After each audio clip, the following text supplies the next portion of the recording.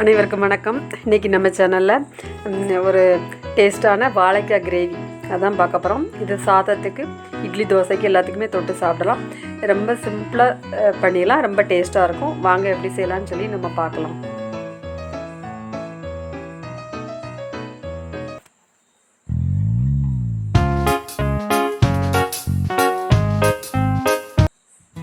இப்போ இந்த வாழைக்காய் கிரேவி பண்ணுறதுக்கு 2 வாழைக்காய், நல்ல நாட்டு வாழைக்காய் அந்த மாதிரி பார்த்து வாங்கிக்கோங்க. நல்ல அந்த தொலிலாம் சீவிட்டு அதை இந்த மாதிரி சைஸில் கட் பண்ணி நம்ம ஒரு தண்ணியில் வச்சுருங்க. இந்த தண்ணியில் ஊற போட்டு வச்சுருங்க. ஏன்னா வெளியில் வச்சா கருத்துரும், அதனால் தண்ணியில் தான் நறுக்கி போடணும். அதுக்கப்புறம் இதை கொஞ்சம் ஓரளவு முங்குற அளவுக்கு தண்ணி விட்டு அதை கொஞ்சம் வேக வைக்கணும். கொஞ்சோண்டு மஞ்சள் தூள் போட்டுக்கோங்க. மஞ்சள் தூள் போட்டுட்டு அதை நல்லா வேகட்டும். வாழைக்காய் ஒரு 80% அளவு வேகணும். அந்த அளவுக்கு நல்லா கொதித்து நல்லா வேகட்டும். ரொம்ப ஃபுல்லாக நல்லா வேக வேண்டாம், ஒரு 80% அளவு வெந்தால் போதும். ஏன்னா மறுபடியும் அதுக்கப்புறம் கிரேவிலையும் கொஞ்சம் வேகணும். அதனால் ஒரு 80% அளவுக்கு வேக வச்சு தனியாக அந்த தண்ணியெல்லாம் வடிச்சிட்டு அந்த வாழைக்காவை மட்டும் நம்ம தனியாக எடுத்து வச்சுக்கிடணும். கொஞ்சம் மஞ்சள் தூள் மட்டும் போட்டுக்கலாம், வேறு எதுவும் போட வேண்டாம். வாழைக்காய் இந்த சைஸில் நறுக்கினா தான் அந்த நல்லாயிருக்கும் கிரேவி. அதுக்காக இந்த மாதிரி இந்த சைஸில் நறுக்கி எடுத்துக்கோங்க. இப்போ ஓரளவு வெந்துருச்சு, ஒரு 80% வெந்தாச்சு. இப்போ அந்த தண்ணியை வடிச்சிட்டு அந்த வாழைக்காவை மட்டும் நம்ம தனியாக ஒரு பிளேட்டில் மாற்றி வச்சுக்கோங்க. அது ஒரு பக்கம் இருக்கட்டும். இப்போ தாளிக்கிறதுக்கு ஒரு பெரிய பல்லாரி வெங்காயம் நீள வாக்கில் இந்த மாதிரி கட் பண்ணி எடுத்து வச்சுக்கிடணும். அப்புறம் பூண்டு கண்டிப்பாக சேர்க்கணும். ஒரு 25 பல் பூண்டு அளவு இந்த மாதிரி உரித்து வச்சுக்கிடணும்.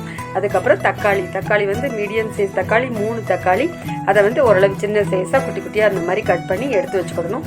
இவ்வளோ தாளிக்கிறதுக்கு தனியாக நம்ம எடுத்து வச்சுக்கிடணும். அதுக்கப்புறம் கடாய் வச்சுக்கோங்க. கடாய் வச்சுக்கிட்டு எண்ணெய், இது குக்கிங் ஆயில் நார்மலாக நீங்கள் எந்த எண்ணெய்னாலும் யூஸ் பண்ணிக்கோங்க. நான் இதில் கடலெண்ணெய் யூஸ் பண்ணியிருக்கேன், நீங்கள் எந்த எண்ணெய்னாலும் யூஸ் பண்ணிக்கோங்க. அதுக்கப்புறம் இதில் எண்ணெய் கொஞ்சம் கூடுதலாக வேணும். ஒரு குழிக்கரண்டி அளவு எண்ணெய் எடுத்துக்கோங்க. எடுத்துகிட்டு அந்த எண்ணெய் நல்லா ஹீட் ஆகணும். ஹீட் ஆனதுக்கப்புறம் அந்த நறுக்கி வச்ச பல்லாரி வெங்காயம், அதை அந்த ஒரு பெரிய பல்லாரி வெங்காயம் எடுத்திருக்கேன். நீங்கள் சின்ன சைஸ் பல்லாரினா 2 பல்லாரி எடுத்துக்கலாம். இது நல்லா இந்த மாதிரி அதை பொன்னிறமாக வறுக்கணும். அந்த வெங்காயம் நல்லா அந்த எண்ணெயில் வதங்கணும். அந்த அளவுக்கு ஓரளவு நல்லா ஃப்ரை பண்ணிக்கோங்க. ஃப்ரை பண்ணிவிட்டு நம்ம அடுத்தது நம்ம தக்காளி எல்லாமே ஆட் பண்ணணும். இப்போ இது டேஸ்ட்டு ரொம்ப நல்லாயிருக்கும். இது சாதத்தில் போட்டு பிசைஞ்சு சாப்பிட இந்த கிரேவி ரொம்ப டேஸ்ட்டாக இருக்கும். நல்ல ஒரு திக்காக வேணாலும் நீங்கள் அதுக்கு தக்கன வச்சுக்கலாம், கொஞ்சம் தண்ணியாக வேணாலும் வச்சுக்கலாம். நான் ஓரளவு கொஞ்சம் கட்டியாக தான் வச்சுருக்கேன்.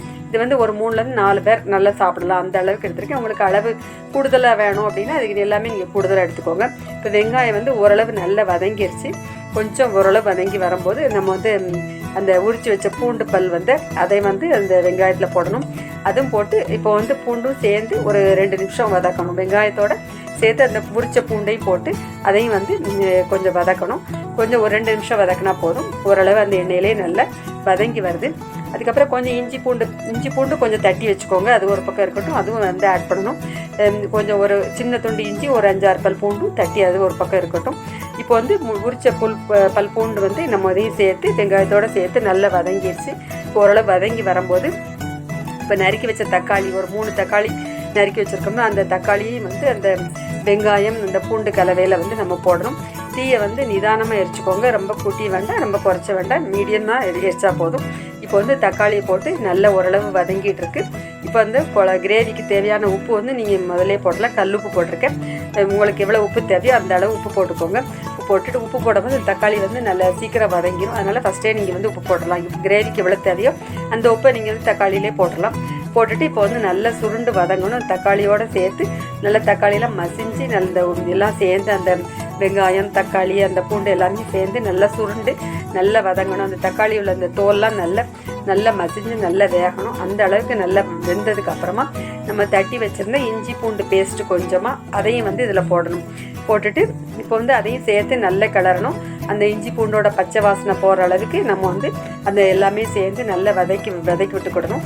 இப்போ எல்லாமே சேர்ந்து பச்சை வாசனைலாம் போகிற அளவுக்கு நல்லா கிண்டி விட்டுக்கோங்க. இப்போ ஓரளவு நல்லா தக்காளி மசிஞ்சு நல்லா வெந்துருச்சு. இப்போ கொஞ்சமாக பெப்பர் பவுட்ரு, கொஞ்சம் ஒரு 1/4 ஸ்பூன் அளவு பெப்பர் பவுட்ரு கொஞ்சமாக போட்டால் போதும், நிறைய வேண்டாம். கொஞ்சம் ஒரு 1/4 ஸ்பூன் அளவு பெப்பர் பவுடர் போட்டால் போதும். போட்டுட்டு இப்போ அதையும் சேர்ந்து நல்லா சுருண்டு வதங்கட்டும்.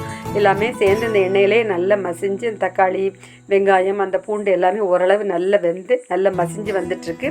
இப்போ இந்த ஸ்டேஜில் நம்ம குழம்பு மிளகாத்தூள் போடுறோம். குழம்பு மிளகாத்தூள் ஒரு 2 ஸ்பூன் 2.5 ஸ்பூன் அந்த மாதிரி போட்டால் போதும். குழம்பு மிளகாத்தூள் வந்து ஏற்கனவே வீடியோ போட்டிருக்கேன், லிங்க் வந்து டிஸ்கிரிப்ஷனில் கொடுக்க, நீங்கள் பார்த்துக்கோங்க. குழம்பு மிளகாத்தூள் உங்கள்கிட்ட இல்லை அப்படின்னா தனி மல்லித்தூள் தனி மிளகாத்தூள் 2 கலந்து 2.5 ஸ்பூன் வர்ற மாதிரி நீங்கள் போட்டுக்கலாம்.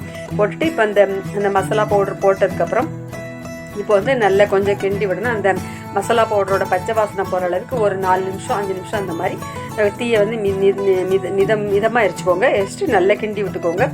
இப்போ வந்து ஓரளவு நல்லா சுருண்டு வதங்கணும். அதுக்கப்புறம் தான் வந்து கொஞ்சம் நம்ம வந்து கொஞ்சம் தண்ணியெலாம் ஆட் பண்ணி நம்ம வாழைக்காயெலாம் சேர்க்க போகிறோம். இப்போ வந்து பச்சை வாசனை போகிறதுக்காக நல்லா கிண்டி விட்டுக்கோங்க. இப்போ வந்து எல்லாமே சேர்ந்து நல்லா சுருண்டு வதங்கி வந்துட்டுருக்கு. இப்போ வந்து இந்த பூண்டு எல்லாமே ஓரளவு நல்லா வெந்திருக்கும். அந்த மசாலாவோட பச்சை வாசனையும் போய் நல்லா கரெக்டாக இருக்கும். இப்போ வந்து இந்த ஸ்டேஜில் நம்ம வந்து இந்த வேக வச்ச வாழைக்காவை வந்து இந்த மசாலாவில் வந்து போடணும். போட்டுட்டு அதையும் வந்து நம்ம நல்லா கிண்டி விட்டுக்கோங்க. வாழைக்காய் வந்து ஒரு 80% தான் வெந்திருக்கு, மீதி வந்து கொஞ்சம் இந்த கிரேவியில் வந்து வேகணும். அதை ரொம்ப குலைவாக வேக வைக்க வேண்டாம், ஓரளவு 3/4 வேக்காடு அந்த மாதிரி நீங்கள் வாழைக்காய் வேக வச்சு எடுத்துக்கோங்க. இப்போ வந்து அந்த மசாலாவோட அந்த வேக வச்ச வாழைக்காவும் சேர்ந்து நல்லா கிண்டி விட்டுக்கோங்க. இப்போ வந்து தீயை வந்து நிதானமாக எரிச்சுக்கோங்க. நெக்ஸ்ட் இப்போ நல்லா கிண்டி விட்டுட்டு இப்போ வந்து கொஞ்சம் கிரேவிக்கு தேவையான அளவு கொஞ்சமாக தண்ணி விட்டுக்கோங்க. விட்டுட்டு நல்லா அதுக்கப்புறம் ஒரு 10 நிமிஷம் வரை கொதிக்கணும். உங்களுக்கு கிரேவி வந்து ரொம்ப கொஞ்சம் தண்ணியாக வேணுமா கொஞ்சம் கெட்டியாக வேணும்னா அதுக்கு தக்க நீங்கள் கொஞ்சம் தண்ணியை வந்து கொஞ்சம் பார்த்து விட்டுக்கோங்க. தண்ணி விட்டுட்டு ஒரு 10 நிமிஷமாவது அதில் கொதிக்கணும். அப்போ தான் வந்து கொஞ்சம் நல்லா அந்த பச்சை வாசனெலாம் போய் அந்த வாழைக்காவோடு சேர்ந்து அந்த மசாலாலாம் இறங்கி நல்லா வரும். அதுக்காக வந்து 10 நிமிஷம் கொதிக்கணும். நீங்கள் தண்ணியை வந்து நிதானமாக பார்த்து கொஞ்சம் கொஞ்சமாக விட்டுக்கோங்க. இப்போ ஓரளவு விட்டுட்டு இப்போ வந்து ஓரளவு கரெக்டாகிடுது. இப்போ ஒரு 10 நிமிஷம் கொதித்து அந்த எண்ணெயெல்லாம் பிரிஞ்சு இப்போ வந்து ஓரளவு நல்லா கரெக்டாகிடுது. இப்போ வந்து இந்த ஸ்டேஜ் வந்து கரெக்டாக இருக்கும். ஆனால் இந்த தண்ணி விட்டுட்டு ஒரு 10 நிமிஷமாவது கொதிக்கணும். அதுக்கு தக்க நீங்கள் பார்த்து விட்டுக்கோங்க. இப்போ கிரேவி வந்து ரொம்ப தண்ணியாகவும் இல்லை ரொம்ப கட்டியாகவும் இல்லை, ஓரளவு மீடியமாக வந்து தண்ணி விட்டுருக்கேன். இந்த அளவு நீங்கள் விட்டிங்கன்னா சரியாயிரும். இது வந்து இட்லி தோசைக்கும் இந்த தொட்டு சாப்பிட்டுக்கலாம். அப்புறம் சாதத்துலேயும் பரட்டி சாப்பிடும்போது ரொம்ப ஒரு டேஸ்ட்டாக இருக்கும். இது வந்து நான் வந்து கறி மசாலா பவுடர் வந்து இதில் ஆட் பண்ணலை. உங்களுக்கு விருப்பப்பட்டால் கொஞ்சம் கறி மசாலா பவுடர் வேணுன்னா இதில் போட்டுக்கோங்க. இதில் வந்து சாப்பிட்றதுக்கு வந்து மட்டன் மாதிரியே வந்து ஒரு டேஸ்ட்டாக நல்லாயிருக்கும். இது வந்து ஒரு வித்தியாசமான ஒரு கிரேவி, ரொம்ப டேஸ்ட்டாக இருக்கும். கண்டிப்பாக இந்த ரெசிபி வந்து ட்ரை பண்ணி பாருங்கள். இப்போ வந்து லாஸ்ட்டு அந்த ஆஃப் பண்ணதுக்கு முன்னாடி கொஞ்சம் மல்லித்தழையை கழுவி அதை வந்து கொஞ்சம் கொஞ்சமாக சின்னதாக கட் பண்ணி அதை அப்படி தூவி விட்டுக்கோங்க. இப்போ வந்து ஒரு அருமையான ஒரு வாழைக்காய் கிரேவி வந்து ரெடி ஆகிடுது. எல்லோரும் கண்டிப்பாக அந்த ரெசிபி வந்து ட்ரை பண்ணி பாருங்கள். செஞ்சு பார்த்துட்டு கமெண்ட் சொல்லுங்கள். நம்ம சேனல் பிடிச்சிருந்தா லைக் பண்ணுங்கள், கமெண்ட் பண்ணுங்கள், ஷேர் பண்ணுங்கள், சப்ஸ்கிரைப் பண்ணுங்கள். நன்றி.